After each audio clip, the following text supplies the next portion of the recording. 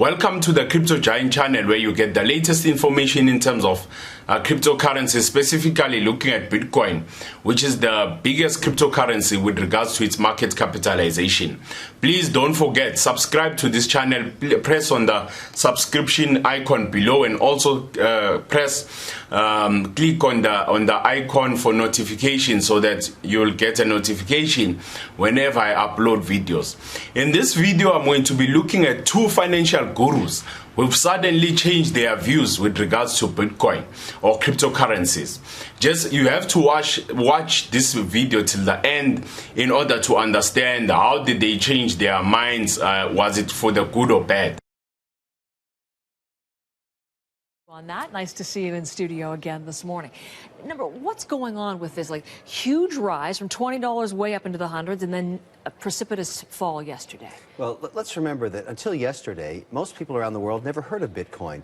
Bitcoin, for those who don't know it, is basically virtual currency, the same that you get for blasting aliens in a video game, except now traded globally. You can buy Bitcoins with virtually any currency on Earth and convert back into any currency, or buy goods and services with it. Well, we talked about the story. What really got us talking about Bitcoin was the guy in Edmonton who was selling his house for the first time, wanted 400,000 in Bitcoins. So I think the best way to look at this is a proxy for the mistrust individuals have of central bankers. If you're willing to take Bitcoin as a currency, a virtual Barbie currency to me, it has no basis, no central banker, no hard asset behind it.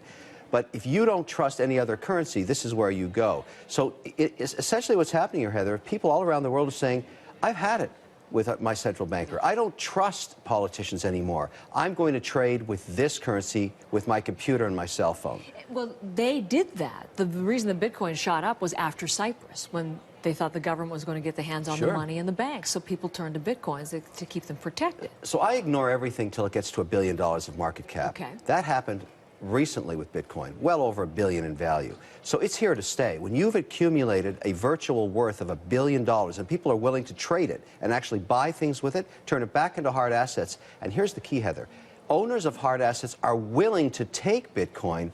This is here to stay. That's what's going to happen, and no central banker can control it.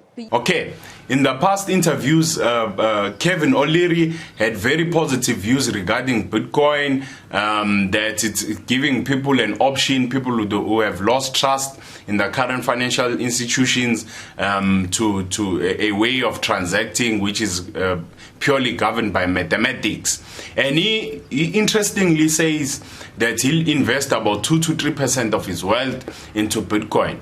I just looked at his wealth today. He's worth about 400 million rand. So I made an assumption that if, let's say, he was worth about 200 million dollars in 2014, and he invested that 2 to 3% of his wealth, he would have bought about 10,000 Bitcoins. And at the value of $3 million. And the value of those Bitcoin today will be about 100 million rands. It means now, with this wealth of 400 million, it would have contributed about a quarter of his total wealth. So the growth would have been huge. Demand increases. Mr. Wonderful thinks it's worthless. Well, I called it garbage this morning. I want to explore the idea. Yeah, I did say that. I want to explore the idea that there's nothing here except raw speculation. No different than when I go to Las Vegas and put my money on black or red on a roulette wheel, because where is the intrinsic value inherent in deploying real capital? Let's talk real money here, and putting it into Bitcoin as a storage of value. I get gold. For 2,000 years, including the Romans, they saw value in owning that as an asset class. Tell me why this, which is basically a digital game, that's the way I look at it, has any intrinsic value. When people actually put real money into this, they make no interest, they can't pay their taxes with it, the regulators don't like it, which is always a problem for compliance. And where's the long-term value? Just this idea that they're going to cut the number of units in half, such a scam. Like, that's just totally BS. So I would say two things. One is it's disruptive technology. So if you look at it from a technology standpoint. But that also has an odor of BS to it. Look, everything that's new seems different, right, in the beginning. And I think what you've got to realize is with Bitcoin specifically, money is a belief system. So the US dollar, the only reason why you and I use it is because we believe it has value. So if I give you $1, you give me a good or service in exchange. Right. We believe that it has value. Bitcoin has value because two people who exchange it believe it has that value. And what we're seeing is the volume, right? Look at people using it. That's ultimately what matters. All the other crypto crap. There's lots of other coins. I believe Bitcoin is the king and is going to stay the king for a very long time. So I taught a class at Harvard 18 months ago that young people in that class challenged me. I put $100 into something called Coinbase, which is a wallet thing. And you buy Bitcoin? I bought them all. I bought all the crypto crap. I put $100 in. It's now worth 30. 30. That's a 70% loss on my crypto crap. Now, I bought them all. I think that really sucks. And I think people should understand today that the hot digital is Bitcoin. Tomorrow it could be whatever, right? Again, I think that Bitcoin, the reason why Bitcoin is getting so much attention, it's the best performing asset in the last decade. Right, it's drastically outperformed S&P, every other kind of financial asset that's out there. And the second thing is the institutions are coming in because Bitcoin is actually a better store of value. It's more transparent and more secure. So regulators, they actually like Bitcoin in the sense of law enforcement can track criminal activity. Right, every single transaction is done on a public ledger. You can see. The law enforcement loves Bitcoin. So this year, same Kevin O'Leary, the interviews, he pretends as if he doesn't know anything about Bitcoin. He says it's something very speculative. It has crashed.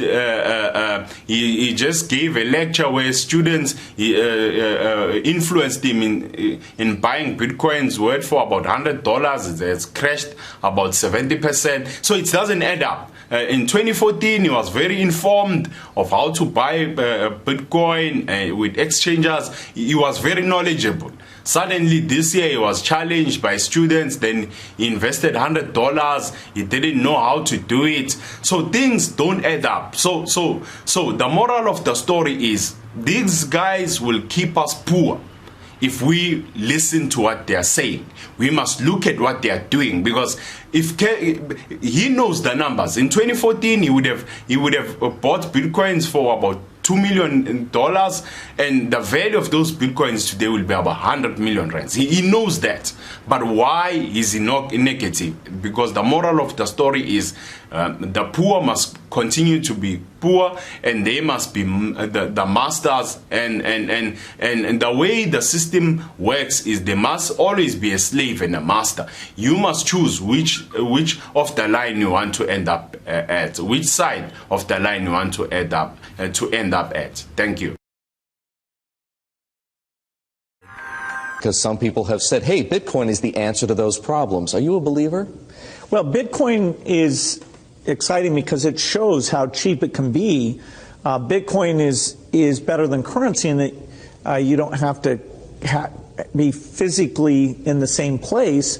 And, of course, for large transactions, currency can get pretty inconvenient. According to the Bloomberg interview with Bill Gates, his views were that Bitcoin, it's one of the best interventions. It shows how it can be convenient to send cash, especially lump sum of cash, from one point to another point, because with the conventional systems of sending cash, it can be cumbersome or very problematic to transfer huge sums of money. So Bitcoin solves that problem. So he had very positive views with regards to cryptocurrencies, specifically Bitcoin, and the technology behind Bitcoin, which is the blockchain technology. Bill, Charlie and Warren have weighed in on Bitcoin. Do you own any? Somebody gave me some for my birthday, and then a few years later I thought, hey, I'm going to sell that. So no, there's some really good technology in terms of sharing databases and verifying transactions that is talked about as blockchain. That is a good thing. Bitcoin and ICOs, I agree completely. It's one of the crazier speculative things where it's not as an asset class, you're not producing anything, and so you shouldn't expect it to go up. it's kind of a pure greater fool theory type investment. So, you know, I agree. I would short it if there was an easy way to do it. In 2017, Bill Gates shares different views now with regards to Bitcoin. He says it's very speculative. It's not an asset class, as you have seen in the past interviews. So this should make us ask questions. There's a lot of people who benefit from the current systems, as financial institutions, and that's how their business models are structured. And this technology is causing a huge disruption to those financial institutions and how they've modeled their businesses. So these guys understand the power of Bitcoin, and that Bitcoin is going to close the gap between the rich and the poor, and that Bitcoin is one of the things which can move people, shift a lot of people out of poverty than anything we've ever seen. So they want to keep us poor. So that's why it's very important to watch what they are doing rather than what they are saying. So look at what they are doing rather than what they are saying, because if Bill Gates is aware, in his interviews he said that he owned a Bitcoin. That was in 2014. He understands the growth of Bitcoin from 2014 till this year. It's been exponential. But if you hear what he's saying, his views, they are contradicting to what Bitcoin's has performed, to the Bitcoin's performance in the market from 2014. So it doesn't add up. So it's important to look at what the capitalists are doing rather than what they are saying.